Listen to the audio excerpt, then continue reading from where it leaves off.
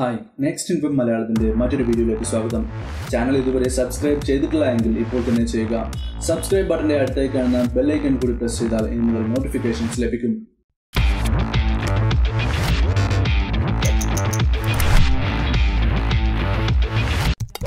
Smart ഫോണുകളുടെ camera ഇന്ന് 48 megapixel വരെ എത്തിയിരിക്കുകയാണ്.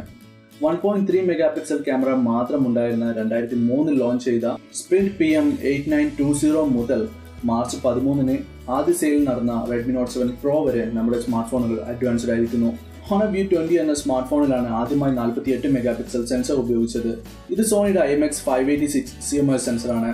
48 മെഗാപിക്സൽ എന്നതിനേക്കാൾ ഉപരി ബഡ്ജറ്റ് സ്മാർട്ട് ഫോണുകളിൽ നമുക്ക് ഈ സെൻസർ കാണാൻ സാധിക്കുന്നു എന്നതാണ് അത്ഭുതം. ബിഗർ മീൻസ് ബെറ്റർ എന്ന് നമ്മൾ പലയിടത്തും കേൾക്കുന്നതാണ്. പക്ഷെ ശരിക്കും ഈ 48 മെഗാപിക്സൽ ക്യാമറ കൊണ്ട് കാര്യമുണ്ടോ? മെഗാപിക്സൽ കൂടുമ്പോൾ ക്യാമറ ക്ലാരിറ്റി വർദ്ധിക്കുമോ? എന്തൊക്കെയാണ് ഇതിന്റെ ഗുണങ്ങളും ദോഷങ്ങളും?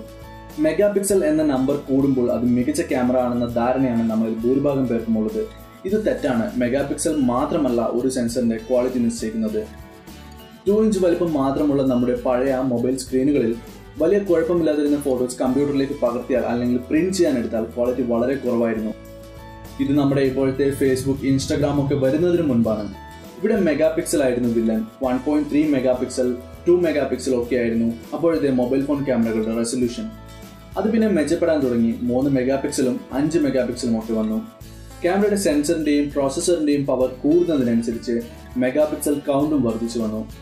അതോടെ പലരും കൂടുതൽ മെഗാപിക്സൽ എന്നാൽ കൂടുതൽ ക്ലാരിറ്റി ആണെന്ന ധാരണയിലേക്ക് എത്തിച്ചേർന്നു.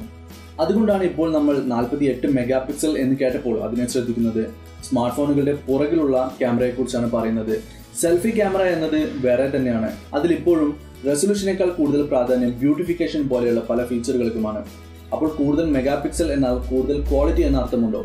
അതെ എന്നും അല്ല എന്നും ഒരേ സമയം പറയാൻ സാധിക്കും. കാരണം കൂടുതൽ മെഗാപിക്സൽ എന്ന് പറഞ്ഞാൽ കൂടുതൽ ഡീറ്റെയിൽസ് ആണ്.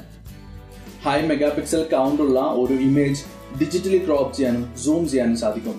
വലിയ സൈസിൽ ഡീറ്റെയിൽസ് കളയാതെ പ്രിന്റും എടുക്കാം. പക്ഷെ ഇത് ഡീറ്റെയിൽസിന്റെ കാര്യമാണ്. ഇമേജ് ക്വാളിറ്റി നിർണ്ണയിക്കുന്നതിൽ ഇനിയും പല കാര്യങ്ങളുമുണ്ട്. ക്വാളിറ്റിയുള്ള ലെൻസ്, സെൻസറിന്റെ size, wide aperture, optical zoom, image processing എന്നിവ അതിൽ ചിലത് മാത്രമാണ്. അതായത് നല്ല ക്വാളിറ്റിയുള്ള ഫോട്ടോസ് എടുക്കണമെങ്കിൽ Redmi Note 7 Pro അല്ലെങ്കിൽ അതുപോലുള്ള മറ്റ് 48 മെഗാപിക്സൽ സെൻസർ ഉപയോഗിച്ചിരിക്കുന്ന സ്മാർട്ട് ഫോണുകൾക്ക് ആ മെഗാപിക്സൽ കൗണ്ട് മാത്രം മതിയാവില്ല. അതുകൊണ്ടാണ് Redmi Note 7 Proയിൽ ഓട്ടോ മോഡിൽ 12 മെഗാപിക്സലിൽ ഇമേജസ് പകർത്തുന്നത്. Redmi Note 7 Proയുടെ 48 മെഗാപിക്സൽ ക്യാമറയുടെ പിക്സൽ സൈസ് ഒരു തരത്തിൽ പറഞ്ഞാൽ Google Pixel 3 XLന്റേതിനേക്കാൾ വലുതാണ്. പക്ഷേ ഇത് 12 മെഗാപിക്സൽ മോഡിലാണെന്ന് മാത്രം. അതായത് Redmi Note 7 Pro മികച്ച ലോ ലൈറ്റ് ഫോട്ടോസ് എടുക്കാൻ കഴിവുള്ള ഒരു സ്മാർട്ട് ഫോണാണ്. ക്യാമറ 2 API സപ്പോർട്ട് കൂടി ഉള്ളതുകൊണ്ട് ഗൂഗിൾ ക്യാമറ ആപ്പ് ഇൻസ്റ്റാൾ ചെയ്യാൻ സാധിക്കും. ഈ കാണുന്നത് പോലെ 48 മെഗാപിക്സലിൽ ലോ ലൈറ്റ് ഫോട്ടോസ് എടുത്താൽ വളരെ ഡാർക്ക് ആയിട്ടുള്ള റിസൾട്ട് ആയിരിക്കും ലഭിക്കുക. പക്ഷേ 48 മെഗാപിക്സൽ ക്യാമറ മോശമാണെന്നല്ല, തീർച്ചയായും ഇതുകൊണ്ട് ഉപകാരങ്ങളുണ്ട്. മികച്ച ലൈറ്റിംഗ് ഉള്ളപ്പോൾ മാത്രമാണെന്ന് മാത്രം. അല്ലാത്തപ്പോൾ 12 മെഗാപിക്സലിലുള്ള ഓട്ടോ മോഡ് തന്നെയാണ് നല്ലത്. മെഗാപിക്സൽ കൂടുമ്പോൾ ക്യാമറ ക്ലാരിറ്റി വർദ്ധിക്കില്ല. ഇപ്പോഴും വില കൂടിയ പല സ്മാർട്ട് ഫോണുകളിലും 12 മെഗാപിക്സൽ ഒക്കെയാണ് ക്യാമറയുടെ സെൻസർ റെസൊല്യൂഷൻ.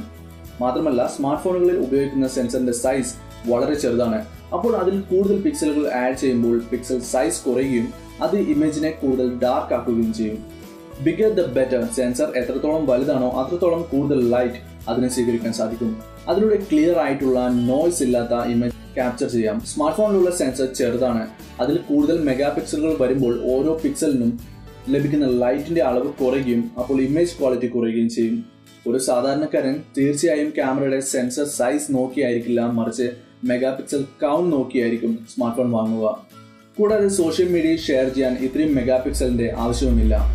മിക്ക പ്ലാറ്റ്ഫോമുകളിലും അപ്ലോഡ് ചെയ്യുമ്പോൾ ഇമേജ് റെസൊല്യൂഷനും ക്വാളിറ്റിയും കുറയും. ഇത് ബാൻഡ്വിഡ്ത്തും ഇമേജസ് അപ്ലോഡ് ചെയ്യാൻ വേണ്ടി എടുക്കുന്ന സമയവും ലാഭിക്കാൻ വേണ്ടിയാണ്. A4 സൈസിൽ ഒരു പ്രിന്റ് എടുക്കാൻ 8 മെഗാപിക്സൽ റെസൊല്യൂഷനിലുള്ള ഒരു ഇമേജ് തന്നെ ധാരാളമാണ്. പക്ഷെ കൂടുതൽ മെഗാപിക്സൽ കൊണ്ടും ഉപകാരങ്ങളുണ്ട്. എടുക്കുന്ന ഫോട്ടോ നമുക്ക് ഡിജിറ്റലി സൂം ചെയ്യാൻ സാധിക്കും. ഇത്തരത്തിൽ ഡിജിറ്റലി സൂം ചെയ്യുമ്പോൾ നമ്മൾ ശരിക്കും ഒരു ഇമേജ് ക്രോപ്പ് ചെയ്യുകയാണ് ചെയ്യുന്നത്. മെഗാപിക്സൽ കൗണ്ട് കൂടുമ്പോൾ ക്വാളിറ്റി മാത്രമല്ല കുറയുന്നത്, നമ്മുടെ ഫോണിന്റെ ഇന്റേണൽ സ്റ്റോറേജും കുറയും. അപ്പോൾ ഒരു മെമ്മറി കാർഡ് കൂടി ഉപയോഗിക്കേണ്ടതായും വരും. 9 മെഗാബൈറ്റ് മുതൽ 16 മെഗാബൈറ്റ് വരെയാണ് 48 മെഗാപിക്സൽ റെസൊല്യൂഷനിൽ എടുക്കുന്ന ഫോട്ടോസിന്റെ സൈസ്. ഇത് 48 മെഗാപിക്സലിൽ ഫോട്ടോസ് എടുക്കുമ്പോൾ മാത്രമാണ്. Redmi Note 7 Proയുടെ ക്യാമറ ആപ്പിൽ ഡിഫോൾട്ട് ആയി 12 മെഗാപിക്സൽ മോഡിലാണ് ഇമേജസ് ക്യാപ്ചർ ആവുക. ക്യാമറ സെറ്റിംഗ്സിൽ 48 മെഗാപിക്സൽ മോഡ് ഓൺ ചെയ്താൽ മാത്രമേ 48 മെഗാപിക്സൽ റെസൊല്യൂഷനിൽ ഫോൺ ഫോട്ടോസ് പകർത്തുകയുള്ളൂ. ഗൂഗിൾ, ആപ്പിൾ, സാംസങ് ഒക്കെ ഇപ്പോഴും ചെറിയ മെഗാപിക്സൽ റെസൊല്യൂഷനിലുള്ള ക്യാമറകളുമായാണ് സ്മാർട്ട് ഫോണുകൾ ലോഞ്ച് ചെയ്യുന്നത്. കാരണം കൂടുതൽ മെഗാപിക്സൽസ് എന്നുള്ളത് സിംപ്ലി ഓവർകില്ലാണ്. ഗൂഗിൾ പിക്സൽ എക്സൽ 3യിലുള്ള 12 മെഗാപിക്സൽ ക്യാമറ 48 മെഗാപിക്സൽ സെൻസറുള്ള ഹോണർ View20യേക്കാൾ വളരെ മികച്ച ക്വാളിറ്റി ഉള്ളതാണ്. ഇവിടെ ഗൂഗിളിന്റെ ഫസ്റ്റ് ക്ലാസ് ഇമേജ് പ്രോസസിംഗ് സോഫ്റ്റ്വെയറും സഹായിക്കുന്നുണ്ട്. സാംസങ് ഗാലക്സി S9ലും 12 മെഗാപിക്സൽ റിയർ ക്യാമറ ആണുള്ളത്. ഇപ്പോൾ ലോഞ്ച് ചെയ്ത സാംസങ് ഗാലക്സി S10ലും ഇതേ സെൻസറൊക്കെ തന്നെയാണ് ഉപയോഗിച്ചിരിക്കുന്നത്. ഒന്നിലധികം സെൻസറുകൾ ഉള്ളത് ഡെപ്ത് സെൻസ് ചെയ്യാനും മറ്റുമാണ്. ആപ്പിൾ ഐഫോൺ XSലാവട്ടെ 12 മെഗാപിക്സൽ റിയർ ക്യാമറയാണ് പ്രധാനം. മെഗാപിക്സൽസ് തീർച്ചയായും പ്രാധാന്യം അർഹിക്കുന്നതാണ്. പക്ഷേ ഒരു ക്യാമറ എന്നാൽ അത് മാത്രമല്ല.